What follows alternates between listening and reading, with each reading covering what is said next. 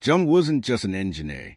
He was a dad, a husband, a man who kissed his kids goodnight and promised to build a better life for them. He took this job in South Africa for one reason, to give his family a future. John was a team leader on a new renewable energy project, a contract that could reshape rural communities in Africa and set his family up for life. But he wasn't going alone. Mike was a rookie, bright, nervous, determined. His colleagues say he was a quiet genius behind the solar tech. This was his first overseas job. And his wife? She was pregnant. He almost didn't go. But they needed him. Then there was Steve. No one ever really knew Steve. He was smart, but secretive. He had worked in South Africa before, but something about this trip felt different. His co-workers noticed changes, withdrawn glances, restless nights, quiet tension. And someone recalls, Steve was acting odd before we left. 3 men, 3 different lives, all chasing a goal they believed in. Clean energy, global impact, brighter futures. On day 1 of their 30-day assignment, they boarded a plane, smiles on their faces, hope in their hearts. They had no idea.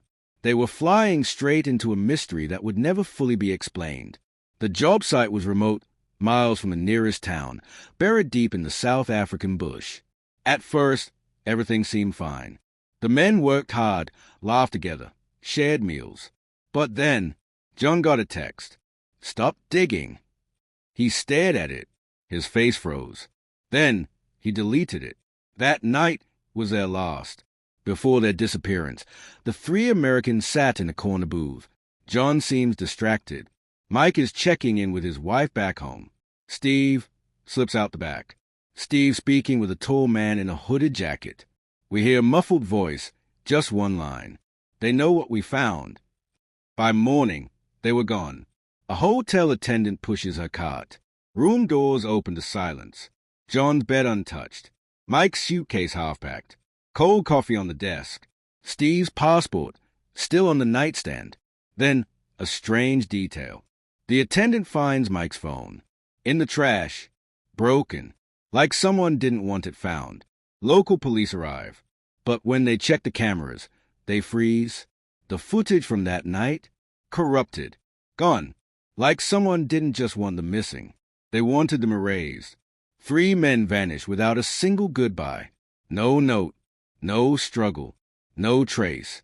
Back home, their families wait by the phone, clinging to hope. But in that small town, beneath the sun-scorched soil, something had changed. And it all started with one warning. Stop digging. They waited, days that felt like years. Then, plane tickets, pack bags, and heartbreak. The families flew to South Africa, desperate for answers. Johannesburg Airport. A mother clutching a photo. A child holding their father's hand, searching every face. John's wife stood in a crowded police station, holding back tears. Then she broke. He's not just lost in the bush, she screamed. He wouldn't leave his kids. But the response? Officer shrugs. Tourists get lost. Happens all the time. They weren't just tourists. They were fathers, husbands, sons. The families didn't wait. Locals joined in.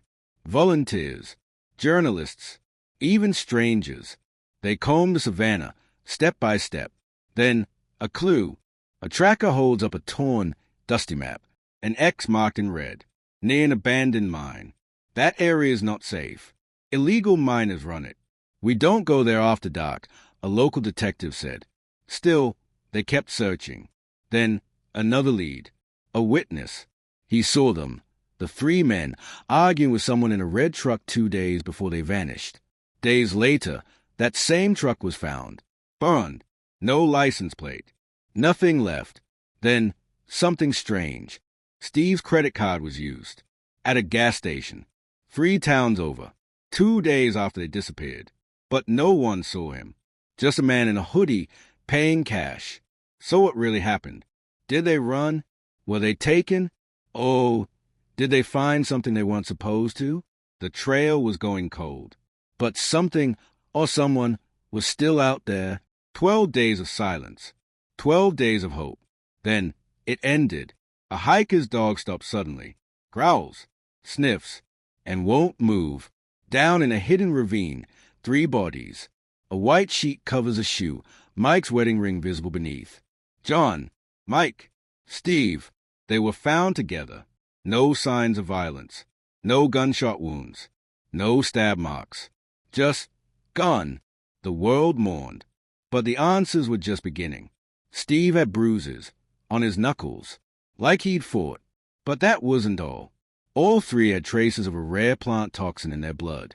It's not common. It's used in some illegal gold mining areas.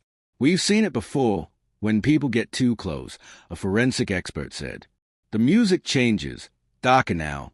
Steve, weeks earlier, meeting a local activist in a small cafe, whispering, passing a folder. The activist had warned him. That solar site, it's poisoning the land. The company's dumping toxic waste. People are getting sick. Steve had started digging, not just in the ground, but in the truth. Emails found on his hard drive revealed what no one wanted to hear. The energy company knew. They had been warned about the contamination and ignored it. Interview a colleague from the project. They were going to go public. They had photos, data, everything. Steve told us, if I vanish, you'll know why. He didn't vanish. He was silenced. 3 men wanted to light up villages. Instead, they uncovered darkness. And that darkness took everything from them. It took months. But someone finally stood in front of flashing cameras, in handcuffs. A top executive from the energy company, eyes downcast, is escorted into a police van. At the press conference, they denied everything. We deny all allegations, the spokesperson said, cold and rehearsed. But behind closed doors, they settled, quietly. No trial, no jail time, just money and silence. A small memorial WQS done in the U.S., soft breeze, children's laughter in the distance. John's kids place flowers beneath a photo of their dad, smiling, alive. Mike's widow stands with his parents, tears in her eyes. She holds an award, his engineering license, issued posthumously. The company settled out of court. No criminal charges were filed. Steve's family, they never spoke publicly, but a journalist later found his journal, hidden in a storage box. His last entry, if truth cost my life, so be it. A new solar farm stands tall in South Africa now. Cleaner, safer, or so they say. A local worker pauses, leans in, and whispers, they are still watching. 3 American engineers set out to bring light to the world, but they uncovered something far darker. And now, the truth is buried, somewhere between justice and denial. What really happened in that ravine? And who's still hiding the rest? What do you think happened? Share your theories below. Don't forget to like, subscribe, and hit the bell for more real-life mysteries.